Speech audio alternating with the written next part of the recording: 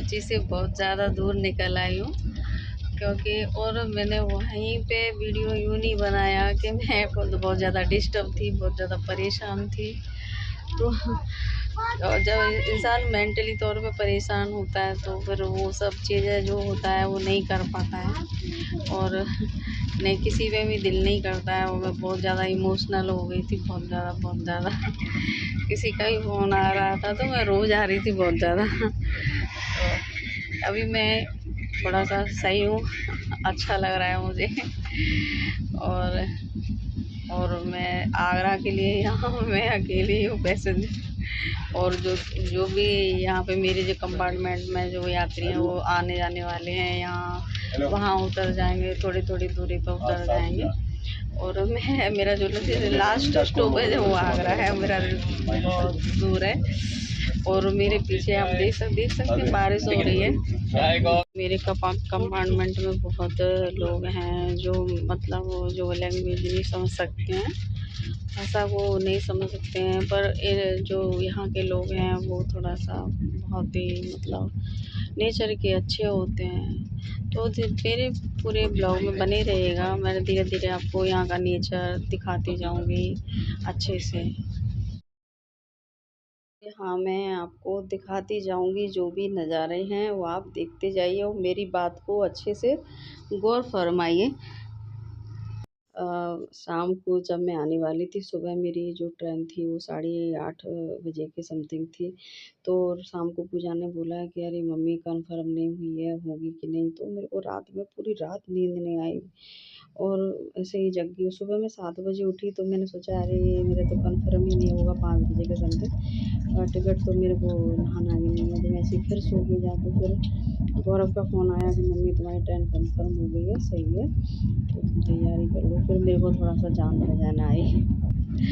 और उससे पहले के जो जो मतलब जो वक्त था उसको मैं शेयर करना चाहती हूँ, क्योंकि वो थोड़ा सा मुझे अपनी जो गलती है तो उसका रियलाइज़ जो हुआ वो यूँ कि ऐसे ही गौरव ने मेरा जो रिजर्वेशन कराया था तो तब से ही मुझे एक एक दिन पता नहीं मैं गिनती सी गिन रही थी, और जो एक दो दिन जो पास में रह गया कि मेरे को अब परसों जाना है, मुझे कल जाना है।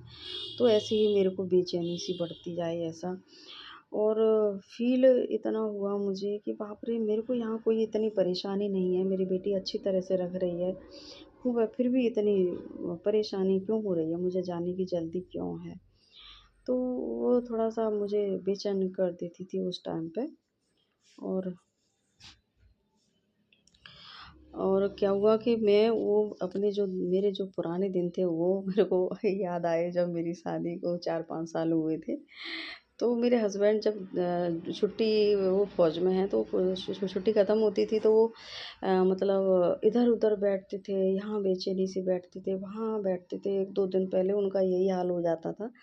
तो मैं कहती थी, "अरे यार! मुझसे तुम जाना है तो जाना है, बात करो मेरे से और अच्छी तरह खाना खाओ, अच्छी तरह बात करो, मेरे पास बैठो, थोड़ा-सा जो 1-2 दिन मिले वो हँसी-खुशी काटते हैं, फिर जाना तो है ही।" तो वो कहते हैं, "अरे यार! मेरा मन नहीं लगता है, मुझे थोड़ा-सा मेरा मन ठीक नहीं है, मुझे कल जाना है, मुझे परसों जाना है।" तो ऐसे करके मुझे मतलब इग्नोर कर देते थे। इग्नोर नहीं करते थे तो वो घर से जाना उनको अच्छा नहीं लगता था, गवारा नहीं होता था कि घर कैसे छोड़ते हैं, और घर छोड़ना बड़ी थोड़ी-सी वो। और ऐसे ही मुझे अब फ़ील हुआ कि हाय राम! मेरी पूजा मुझसे बात करती थी तो मुझे ऐसा लगता है अरे मुझे घर जाना है, मुझे घर जाना है। इतनी बेचैनी वो दिन मुझे इतने खटक गए कि वास्तव में घर जाना कितना अजीब-सा होता है। ऐसा लगता है कोई बात नहीं करे, वो बहुत जल्दी आ जाए, वो टाइम जल्दी आए, मतलब इतना समय जो है वो कटता नहीं है। बाप रे! मेरे को वो उस टाइम मेरे को इतनी गलती फ़ील हुई कि बताओ मेरे हस्बैंड को कितना परेशानी होती थी, अभी भी परेशानी होती है। वो घर छोड़ के जाते हैं, बच्चों को छोड़ के जाते हैं। अब तो पोते हैं, नाती हैं, बहुत लोग हैं, उनको छोड़ के जाते हैं तो कितना दिल पे पत्थर रख के जाना पड़ता है। और हम तो घर में रह जाते हैं, सारे लोग हैं, बच्चे हैं, नाती-पोते हैं, तो उनको सारे लोग हैं तो मेरे हस्बैंड पे क्या बीतती होगी। तो इतना मुझे मुझे रियलाइज़ हुआ, पूछो मत, हे भगवान! तो इसलिए मैं ये जो बातें हैं वो आपसे शेयर कर रही हूँ। तो दोस्तों ये देखिए, अब मेरी जो ट्रेन है वो आगरा पहुंचेगी तीसरे दिन, 2 रात 2 दिन हमको लग जाता है यहाँ पे केरल से आगरा पहुंचने में। कोची जंक्शन है, वहाँ से हम लोग चले थे।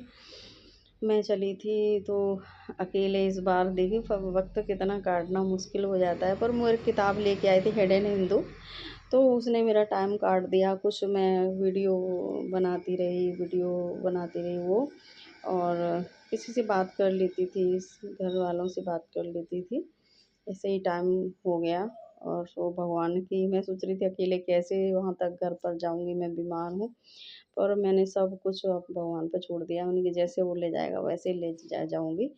तो दोस्तों मैं ठीक ठाक घर पे आ गई, और फिर घर पे जाके आपको बताऊँगी कि मैं घर पहुँच गई हूँ, और मेरे हस्बैंड भी घर पे आ गए होंगे। और नहीं, इस बार छुट्टी मनाने का हमारा जो प्लान था केरल में था कि वहीं मैं उनके कपड़े भी ले गई थी, पर नहीं हो पाया संभव।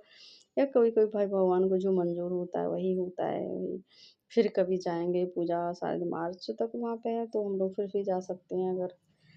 और ये मैं एंजाइटी से एकदम बड़ी उसको पीछे छोड़ के आई हूँ ना, उसकी वजह से थोड़ा सा परेशान हो जाती हूँ बीपी इसलिए, और तो मैं टेंशन बर्दाश्त नहीं कर पाती हूँ दोस्तों।